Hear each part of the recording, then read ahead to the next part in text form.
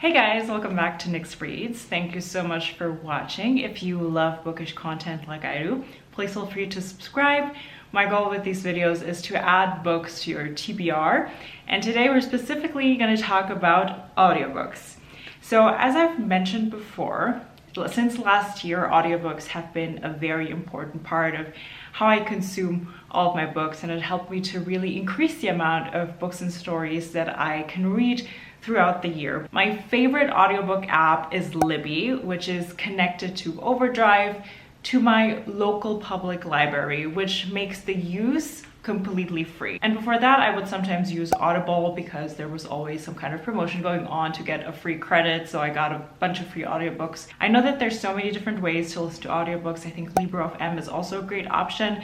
If you have your favorite app and I didn't mention it right now, please feel free to leave it in the comments below so that other people who read through them can find something that'll fit their needs or country, wherever they are. I have 10 audiobooks to recommend to you specifically because of the format. I enjoyed it so much when I listened to it, and I think you will too. I have fiction and nonfiction from all different kinds of genres.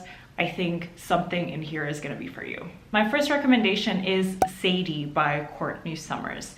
This is a very dark revenge vigilante story. Our main character is Sadie. She's in the beginning of her 20s. She grows up, if I remember correctly, in a trailer park in a small town where she seemingly cannot escape the life that she's living right now.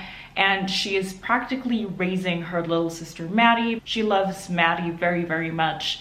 And the most impossible and cruel thing happens where Maddie gets murdered, and the police just is no help at all. There's a botched police investigation. So Sadie, in her grief and just absolute anger, takes it upon herself to seek Maddie's killer and bring him to justice. The reason this works amazingly as an audiobook is because the story is told through a podcast format. We have the narrator and podcast creator who gets wind of this story from this small town, and because Sadie disappears on this revenge streak, he goes out and interviews people that Sadie connected with or encountered in order to find clues on what happened to Sadie and to Maddie. We have a full cast of characters that participate in these interviews, and it's honestly pretty much like listening to a full-on podcast series about the disappearance of Sadie.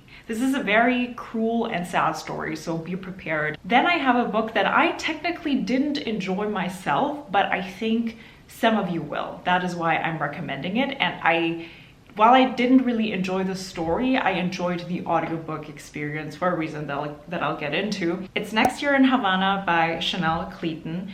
So this is a dual perspective story. We're following Marisol. She's a Cuban-American journalist, and her story takes place in the present. She travels back to Cuba, to Havana, upon her grandmother's death to uncover some family secrets. The second POV we follow is Elisa's. She is Marisol's grandmother, and at the time that she tells her story, it's 1958, right at the cusp of the Cuban Revolution, right leading up to her family leaving the country. She's the daughter of a sugar baron, so she grows up with a lot of wealth and also surrounded by a lot of political intrigue. And she, at that time, encounters a very handsome revolutionist who sweeps her off her feet. If you're a fan of historical fiction or are at all interested in Cuban history, then I think this is a great book for you to listen to.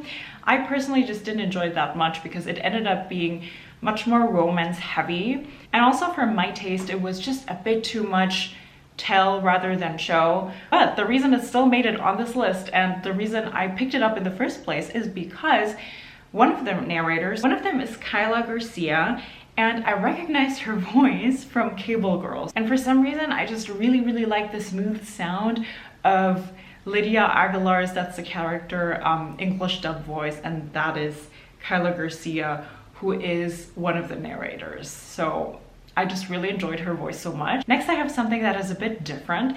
It's Evil Eye from Madhuri Shekar. So this is an Audible original. So unfortunately, you can only access it through the Audible app with a full cast, and it's 1 hour and 30 minutes long. So because of the plot and because also of the length, it's almost like you're just watching a 90-minute movie. The reason this story works so well as an audiobook is because it's completely told through phone calls and voicemails. So we have Usha, who is a mom to Pallavi, and she thinks that her almost 30-year-old daughter is cursed with the evil eye. And that is one of the reasons she thinks that Pallavi just can't find a partner for herself. So she really wants to set her daughter up with somebody.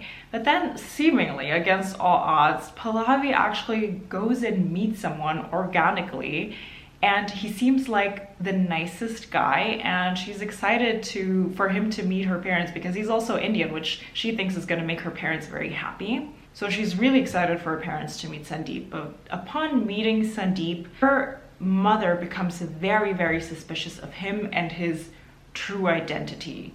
And Pallavi doesn't understand why, and you as a listener are about to learn why as well. So this story is uncovering a lot of family secrets. It is very mysterious, and honestly, it is very gripping the way it's told. If you find yourself in a reading slump and can bear the thought of sitting there and opening up a book, then I think you should really pick this one up because it goes by so fast and the story really sucks you in. The next audiobook that is fantastic because of its format is The Poet X by Elizabeth Acevedo.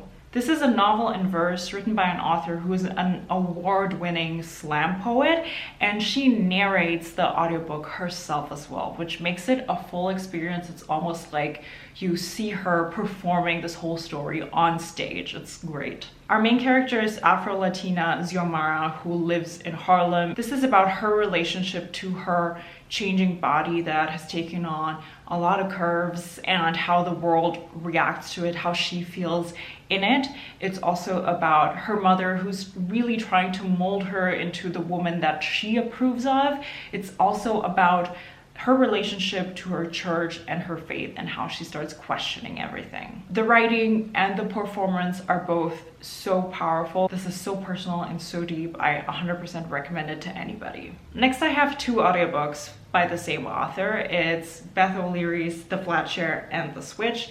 What these 2 books have in common is they both have very, very likable characters. It's definitely, I don't know if I would describe it as beach reads, but definitely lighter reads. So yes, they are lighthearted stories, but they actually go so much deeper than you would think. And they approach very serious topics in a very accessible and still very humorous manner. So it's such a joy to listen to them. In The Flatshare, we have Tiff and Leon. Tiff wants to move out of her ex-boyfriend's apartment because she wants to leave him and their relationship behind. Apartments are expensive, so what she finds is this ad for a flat share of a different kind. So it's one flat and with 1 bedroom with 1 bed, and she is sharing it with Leon, who works night shifts. So whenever Leon is in the apartment during the day, Tiff is out at work and vice versa. So essentially they share the same apartment, but they never meet. And they, in the beginning, communicate exclusively through notes that they leave around the apartment. It's very cute. And for the audiobook, you have 2 narrators, so you switch between Leon's and Tiff's POV. The other audiobook is The Switch, where we have Eileen. She is a grandma living in a small, sleepy town, living her life. And then we have Lena. She's Eileen's granddaughter, and she's living her life in the big city. And for their own reasons, they decide to switch lives for a limited amount of time. So Lena kind of just needs to go out of that high-powered, very demanding work environment that seems to consume her life at this moment and move to the countryside. Whereas Eileen needs to move from that sleepy town into the city because she kind of wants to dip her toes in the senior dating pool. How amazing is that? It's one of my favorite tropes, and I actually saw that Lena is voiced by Daisy Edgar-Jones, an actress who you've probably heard of before. Next, I have YA Fantasy Cemetery Boys by Aiden Thomas. The Latinx family of our main character, Yadriel, has a hard time accepting his trans identity. The people in his family have a very special role within this world, which is that they guide ghosts to the afterlife. The family is reluctant to let him step into his role as a brujo to help ghosts, but he really makes it his mission to prove that he is a real brujo, that he has magical abilities. So with the help of his best friend Maritza, they seek to find his recently mysteriously deceased cousin's ghost to help him cross over, and that should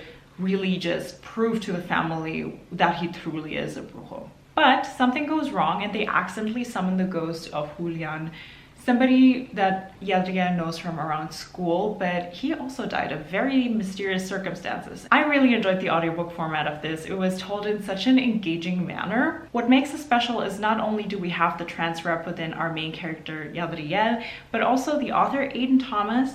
They are queer trans Latinx, but then also the Latin actor who voices this audiobook, they're also trans non-binary, and their name is Avi Roque. I actually talk about this also in a post interview after the audiobook ends, so you can learn a bit more about that, but I thought that was just a cool fact that you have the trans rep in the story through the author, but also through the actual narrator of the audiobook. Moving on to the non-fiction books. Next I have Taste by Stanley Tucci. So this is his own memoir, and he also narrates the audiobook himself, so it is brilliant. This is such an enjoyable memoir about his life as an Italian American, tidbits about him being an actor, but also a lot about his family life that also takes place during the pandemic, actually, on how they adapted to it, food-wise as well, because obviously, as suggested by the title, his story is really told through the food that his family cooks, that he cooks and now cooks with his wife. And the bits where he talks about food, about ingredients, about recipes are just told with so much gusto. It will make you hungry while listening to this. So it's just honestly a great format. And if you're interested in the culinary world or just in food at all, then this is a great memoir to listen to. Then I have Dear Girls by Ali Wong. If you're like Ali Wong, then I think you really should pick up this book, especially as an audiobook, because again, she narrates this herself and it's like seeing her on stage basically. It's a full performance. As the title suggests, this is a collection of letters that she wrote for her daughters. And obviously they're extremely humorous, they're completely unapologetic, there's absolutely no shame in talking about her sex life, her body, motherhood, just everything is in there. So if you enjoy stand-up comedy, especially Ali Wong's stand-up comedy, then you gotta pick this book up, especially the audiobook, of course. And the last nonfiction is also narrated by the author herself. It's Will My Cat Eat My Eyeballs by Caitlyn Dowdy. This is a book where the author, who is a funeral director, answers questions that kids have asked her previously, random questions that have to do with death and her job working in a funeral parlor. The reason this works so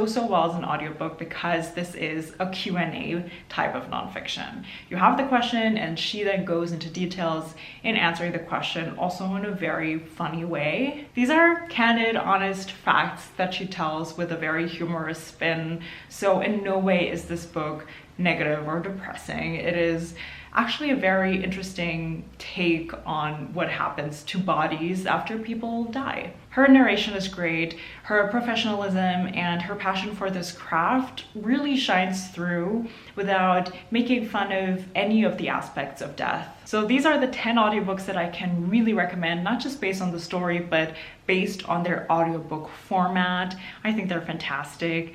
Please give it a try and let me know what you think. Have you read any of these books or have you listened to these actual audiobooks before? And tell me which one of these books made it onto your TBR. Don't forget to leave your audiobook recommendation in the comments down below. Thank you so much for watching. Please feel free to subscribe if you enjoy my bookish content, and I'll see you guys next time. Bye.